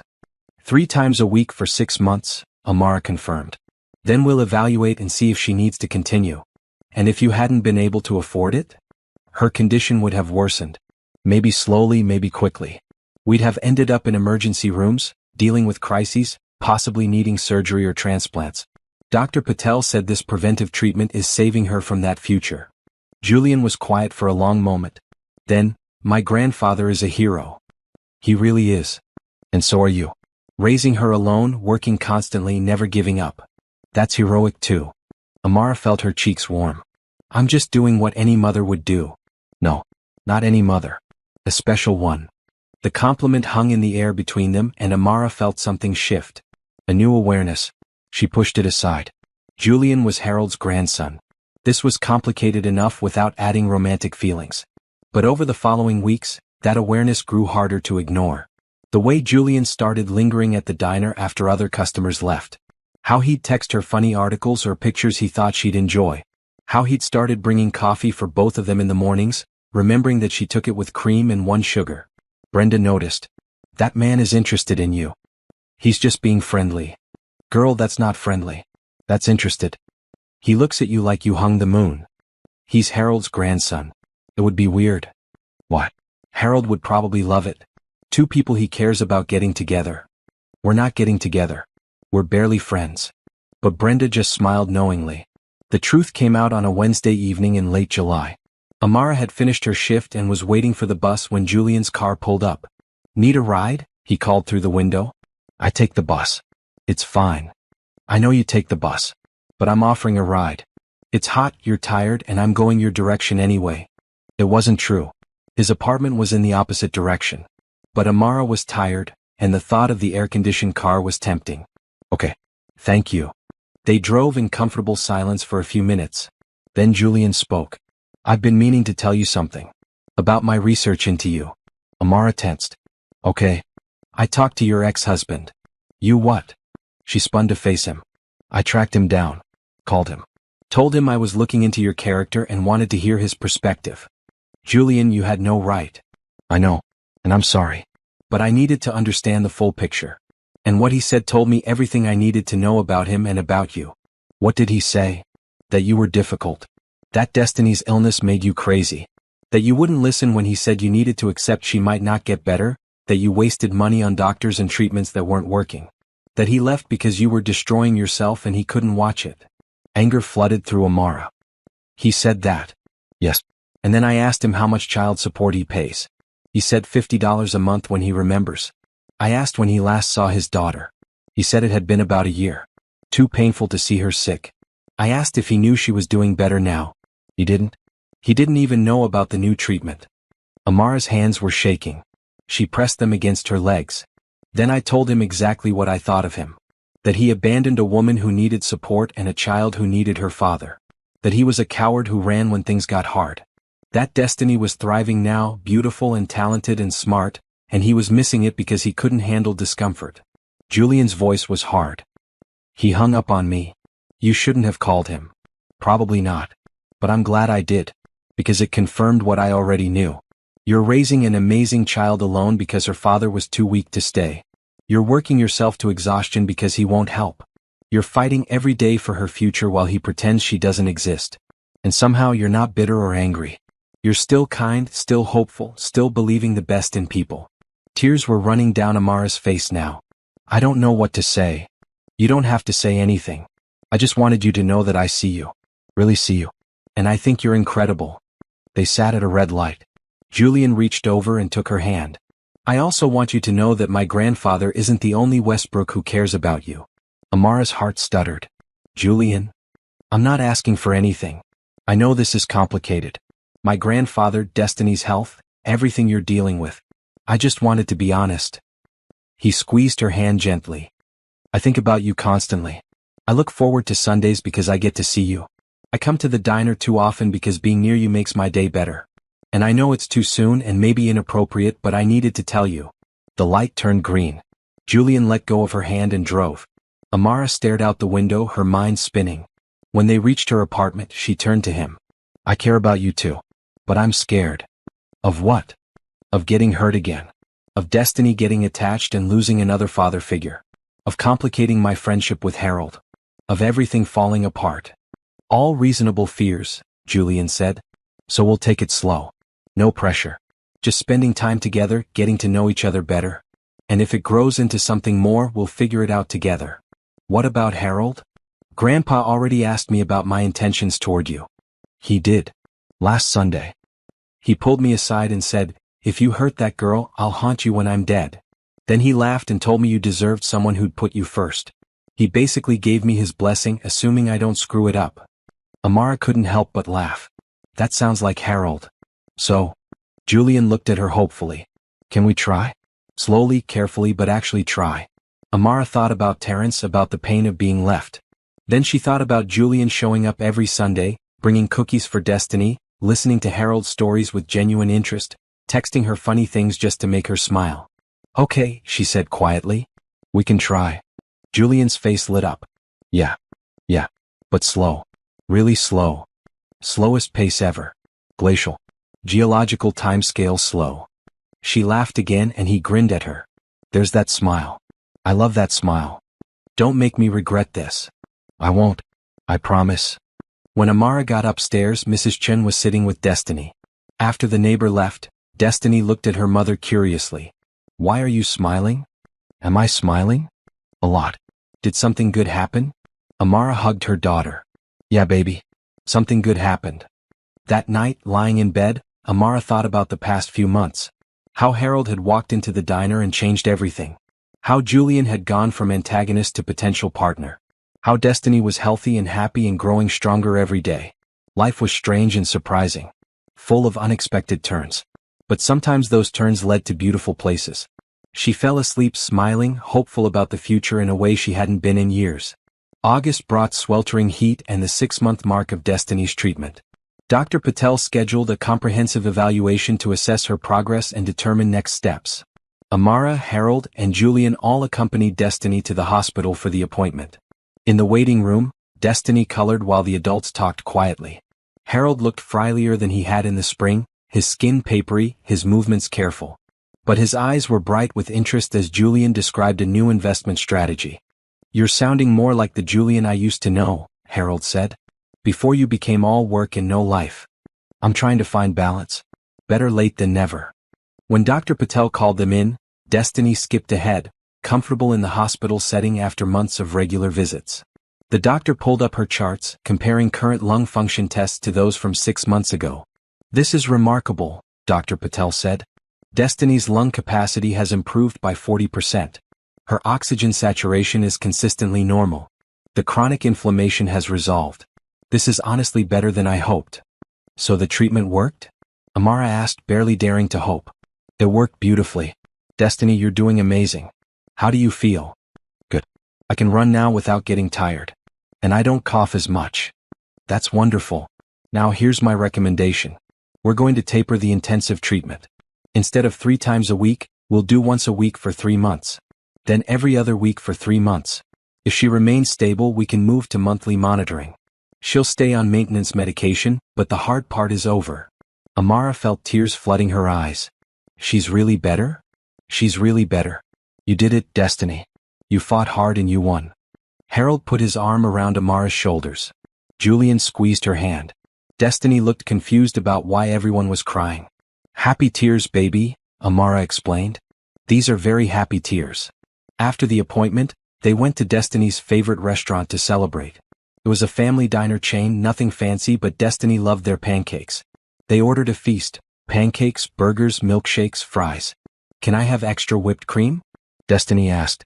Today you can have anything you want, Amara said. It's a celebration. While Destiny was distracted by her pancakes, Harold leaned toward Julian. I need to talk to both of you about something. Something serious. They put down their forks, immediately attentive. My heart is getting worse. The doctor wants me to consider some more aggressive interventions. Possibly surgery, though at my age the risks are significant. Grandpa, Julian's voice was tight. Why didn't you tell me? I'm telling you now. I have an appointment with a cardiac specialist next week. I'd like you both there. Amara, you have a way of asking the questions I forget. Julian, you understand the medical terminology better than I do. I need you both. Of course we'll be there, Amara said immediately. Whatever you need. The thing is, Harold continued slowly, I'm not sure I want surgery. I'm 78 years old. I've had a good life. A wonderful wife, a grandson I'm proud of, friends who make me happy. If my heart is going to give out, maybe I should let it. Don't talk like that, Julian said, his voice breaking. I'm being practical. Surgery at my age has maybe a 50% success rate. If it goes wrong, I could end up worse than I am now. Unable to care for myself, trapped in a hospital bed. That's not how I want to spend my final time. But if it goes right, you could have more years, Amara pointed out gently. That's the question, isn't it? Is the risk worth the potential reward? They were quiet, the celebration mood gone. Even Destiny sensed the shift and ate her pancakes silently. Let's hear what the specialist says, Julian finally suggested. Get all the information before deciding anything. Agreed. But I wanted you both to know where I stand. I'm not afraid of dying. I'm only afraid of dying badly. The specialist appointment the following week was sobering. Harold's ejection fraction, the measure of how well his heart pumped blood, had decreased to 35%. Normal was between 50 and 70%. Without intervention, you're looking at a steady decline, the specialist explained. More fatigue, more shortness of breath, eventual organ damage from poor circulation. Quality of life will decrease significantly. And with surgery? Harold asked. We'd implant a ventricular assist device. Essentially, a mechanical pump to help your heart function. It's major surgery, about 6 hours. Recovery is 4 to 6 weeks in the hospital, then extensive rehab. Risks? At your age, there's a 15% chance of death during surgery. Another 10% chance of serious complications that could leave you impaired. Stroke, bleeding, infection. So a 75% chance of success? Roughly, yes. If successful, you could gain years of quality life. Patients with your condition who receive the device typically live 2 to 5 years longer than those who don't. 2 to 5 years. Harold absorbed this. Can I think about it? Take a few weeks. But not too long. Your heart is weakening.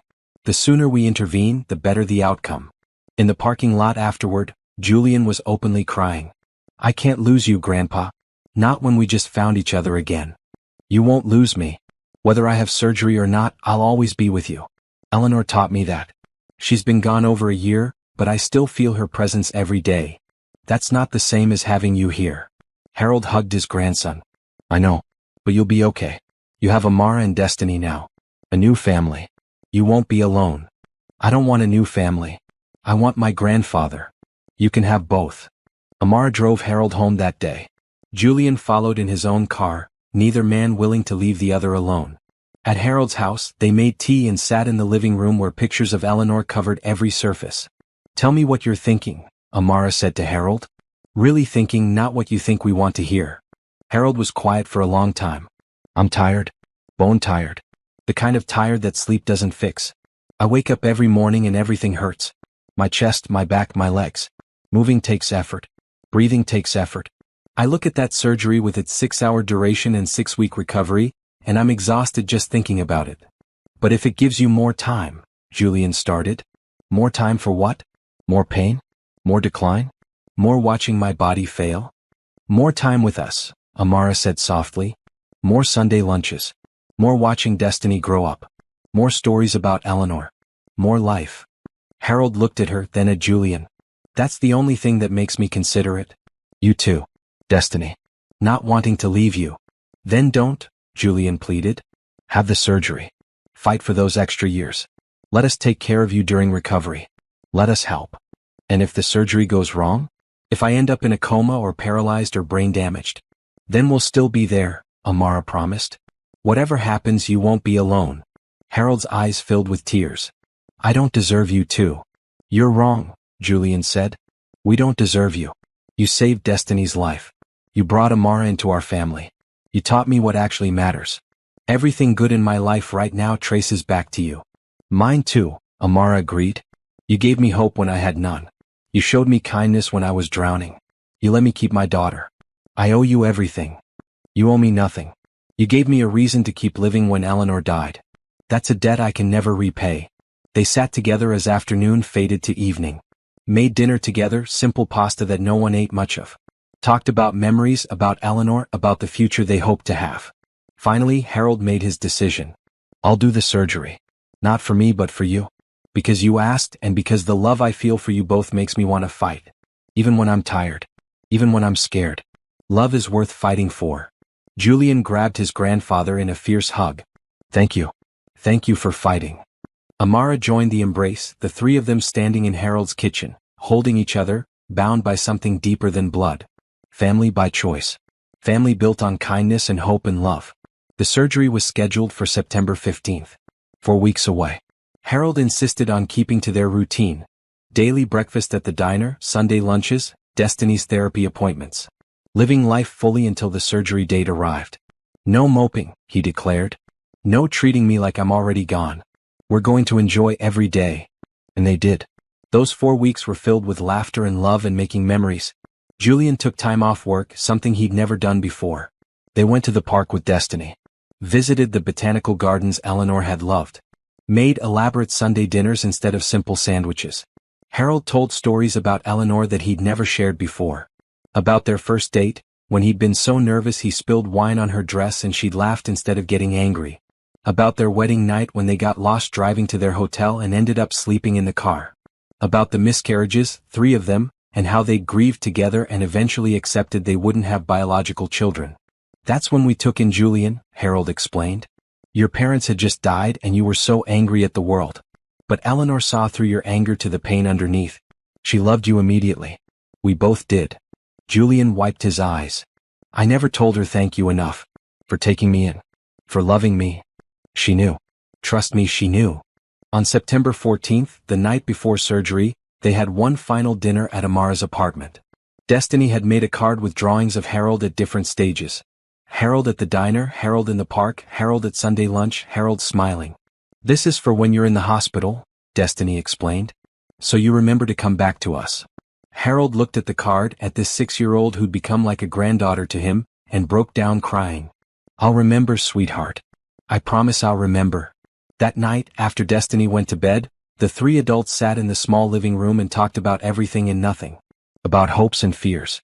About what Harold wanted if things went wrong. Cremation, ashes scattered in Eleanor's garden, no sad funeral but a party celebrating life. But things won't go wrong, Julian insisted. You're strong. You'll get through this. I hope so. But if I don't, you two have to promise me something. Anything, Amara said. Take care of each other. Julian, Amara is special. If you're smart, you'll figure out how to make a life with her. Amara, Julian is a good man underneath the work a human being. Let him love you. Let him love Destiny.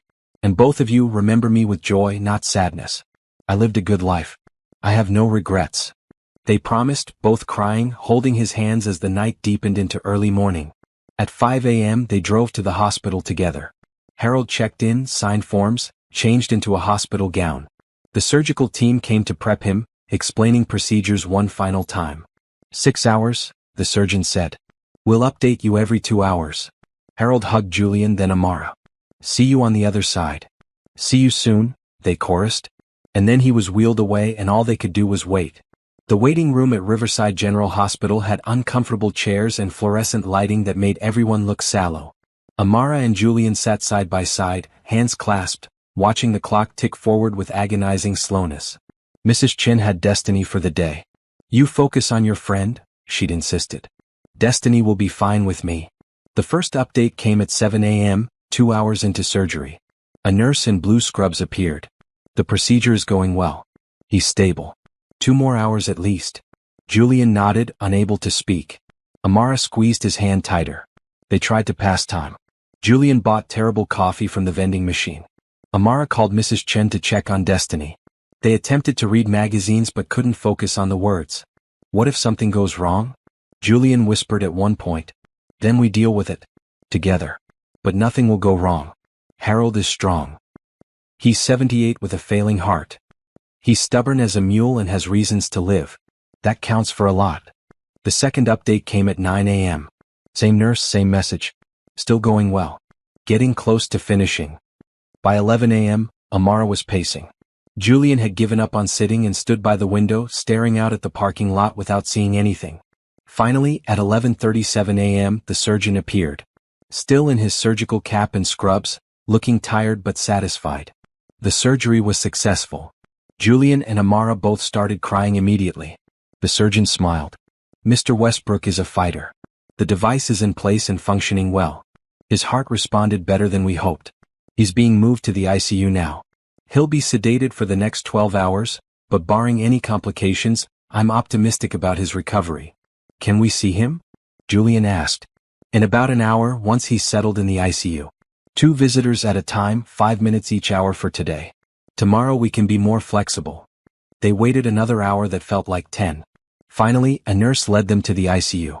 Harold lay in bed, tubes and wires everywhere, machines beeping steadily. But his chest rose and fell in a regular rhythm, and his face looked peaceful. 5 minutes, the nurse reminded them. Julian approached the bed first, taking Harold's hand carefully. You did it, Grandpa. You made it through. Harold's eyes were closed, but his fingers twitched slightly at Julian's touch. Awareness even in sedation. Amara stood on the other side. Destiny made you a card. We'll bring it tomorrow. She's waiting to see you. They stood there, silent, grateful, until the nurse indicated their time was up. The next 3 days were tense. Harold remained sedated while his body adjusted to the device. When they finally woke him on day 4, he was confused and in pain but alive. Did it work? His voice was raspy from the breathing tube they just removed. It worked perfectly, Julian told him. You're going to be okay. Good. I have Sunday lunch to get to. They laughed, crying at the same time. He was going to be okay. Recovery was long and hard. 6 weeks in the hospital, just as the surgeon predicted. Physical therapy to rebuild strength. Occupational therapy to relearn daily tasks. Cardiac rehab to condition his heart device system. Amara and Julian visited every day. They brought Destiny on weekends. She'd draw pictures at Harold's bedside, chattering about school and her art class and the new book she was reading. You're getting so big, Harold said one Sunday, his voice still weak but growing stronger. I'm 7 now. Had a birthday. You missed it. I'm sorry, sweetheart. We'll celebrate when I get home. Promise. Promise. By mid-October, Harold was moved to a rehabilitation facility. By November, he was strong enough to come home with home health services. By December, he was walking on his own, though slowly. And on Christmas Eve, he insisted on coming to Sunday lunch at Amara's apartment. It was the first time in 3 months. The apartment was decorated with dollar store ornaments and a small artificial tree Destiny had helped set up. Not fancy but festive and full of love. Harold arrived with Julian supporting one arm and carrying shopping bags with the other. Santa came early, Harold announced. He'd bought presents for everyone. A new winter coat for Amara, since he'd noticed her old one was worn. A deluxe art set for Destiny with paints and canvases. And for Julian, a photo album filled with pictures of him as a child with his parents, and then with Harold and Eleanor. I found these in storage, Harold explained. Thought you should have them. Julian paged through the album, tears streaming down his face. Thank you, Grandpa. Thank you for saving my life. Both of you. I wouldn't have fought without you. They ate dinner together, the 4 of them crammed around the small table. Ham that Julian had brought, sweet potatoes Amara had made, rolls from the bakery. Destiny chattered about her school Christmas program where she was an angel. I wore a white dress and wings and sang songs. I wish I could have seen it, Harold said. Mama recorded it on her phone. We can watch it now. They crowded around Amara's phone, watching Destiny's performance. She sang off-key with complete confidence, her face shining with joy. Harold laughed until he cried. After dinner, Destiny showed Harold her recent artwork. She'd been drawing constantly, her skills improving dramatically. You have real talent, Harold told her. Real talent. When I grow up, I'm going to be a famous artist. And I'm going to make paintings of all of us. Our family. Our family, Harold repeated, looking around at Julian and Amara. Yes, that's exactly what we are. Later, after Destiny went to bed, the adults sat in the small living room drinking tea. Harold moved carefully, still healing, but the color had returned to his face and his eyes were bright. I have an announcement, Harold said. About the foundation I mentioned months ago. The one in Eleanor's name? Amara asked. Yes. I've been working with lawyers to set it up properly. It's going to help families like yours, Amara. Single parents struggling with children who have chronic illnesses. We'll provide grants for medical treatment, living expenses, whatever they need. That's wonderful, Amara said. And I want you to run it. Well, help run it. I'll handle the financial side, but you understand what these families need. You've lived it. You're perfect for the role. Harold, I'm just a waitress. You're a mother who moved mountains for her child. You're a woman who never gave up hope. That's the perspective this foundation needs. He pulled out more papers. There's a salary. A real salary. Enough that you won't have to work at the diner anymore unless you want to. Amara looked at the numbers and felt dizzy. This is more than I make in a year. It's what the position pays. Will you do it? She thought about all the families struggling like she had.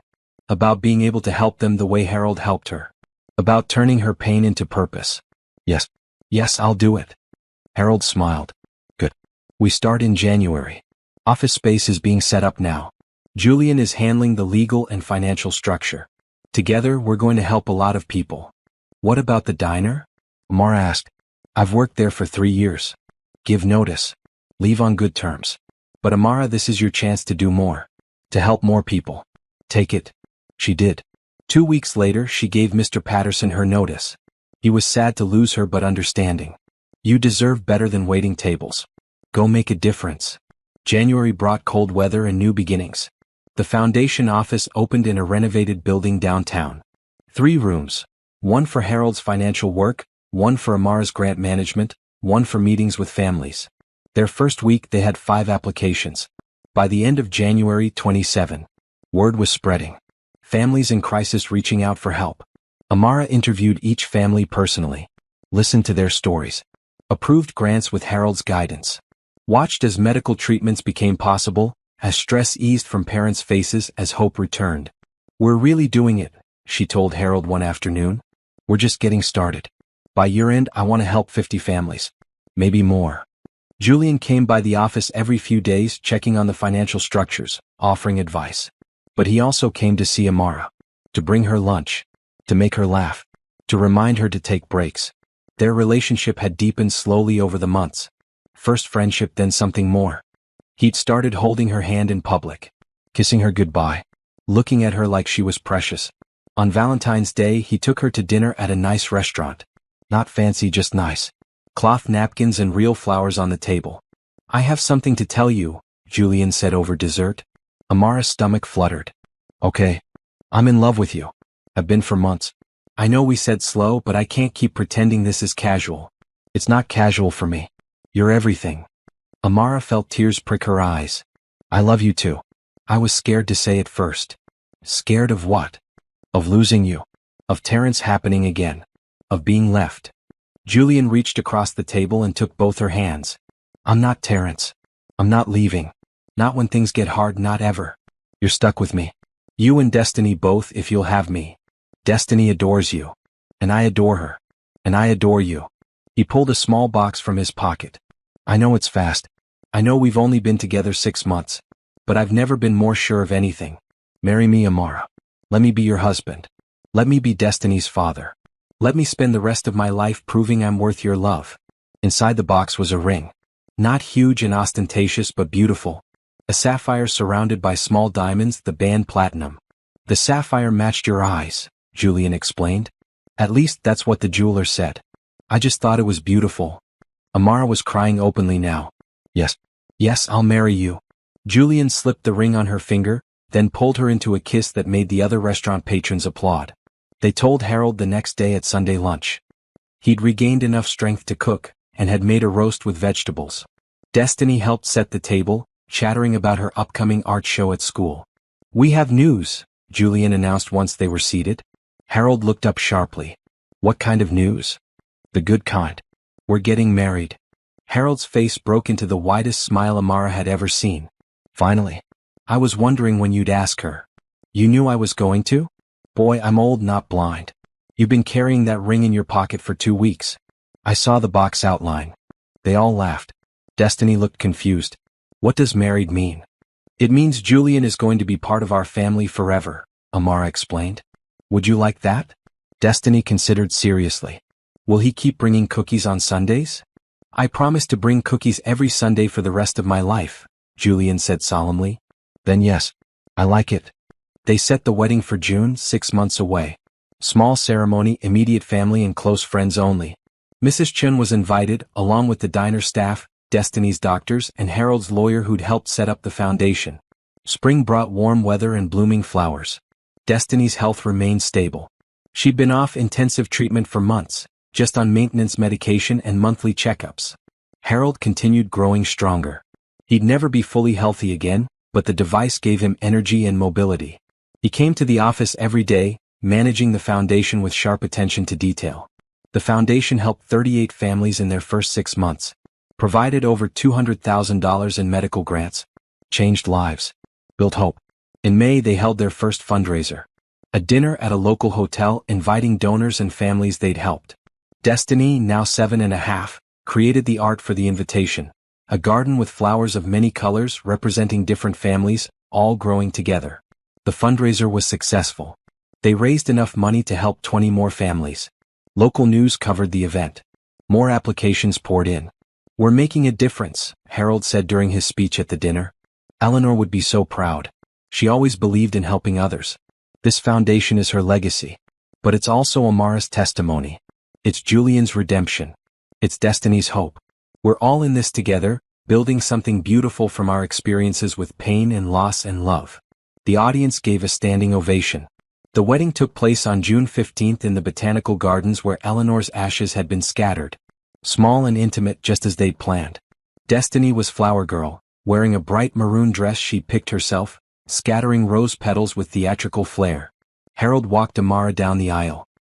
He moved slowly, using his cane, but his face was radiant with joy and pride.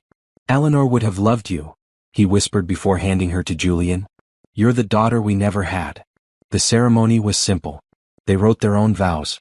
Julian promised to cherish Amara, to be a father to Destiny, to choose love over fear every day. Amara promised to trust him, to build a life together, to believe in their future. When the officiant said, "You may kiss your bride," Julian pulled Amara close and kissed her deeply, and Destiny yelled, "Yay!" And everyone laughed and cried at the same time. The reception was in the gardens, under white tents strung with lights. They ate barbecue and danced on grass. Destiny taught Harold a spinning dance she'd learned in school. Mrs. Chin cried happy tears. The diner staff teased that Amara had moved up in the world. "Moving up would be forgetting where I came from," Amara said. "I remember every moment, every struggle, every person who helped. That's what makes this beautiful." As the sun set, painting the sky orange and pink, Amara stood with Julian's arm around her waist, watching Destiny dance with Harold, both of them laughing. "We did it," she said to Julian. "We built something good." "You built it? I just had the sense to join you. We built it together. All of us. Harold's kindness, your willingness to change, Destiny's strength. It all matters." 6 months later, in December, the foundation held its year-end celebration. They'd helped 63 families, provided over $500,000 in grants, changed 63 lives directly and countless more indirectly. Harold stood to give a speech, and Amara noticed he looked tired, but happy. So happy. "A year ago I was dying," he began. "Not just from heart failure but from loneliness and grief. I'd lost my wife. I'd lost my purpose. I was going through the motions of living without actually being alive. Then I walked into a diner and met a waitress who showed me kindness, who listened to my stories, who cared about an old man she had no reason to care about. That kindness saved my life. It gave me a reason to fight, a reason to have heart surgery, a reason to keep going. From that one act of kindness, look what grew. A foundation helping families. A family built on love rather than blood. Hope where there was despair. This is what happens when we choose kindness. When we lead with love. When we believe in each other. Thank you all for being part of this journey."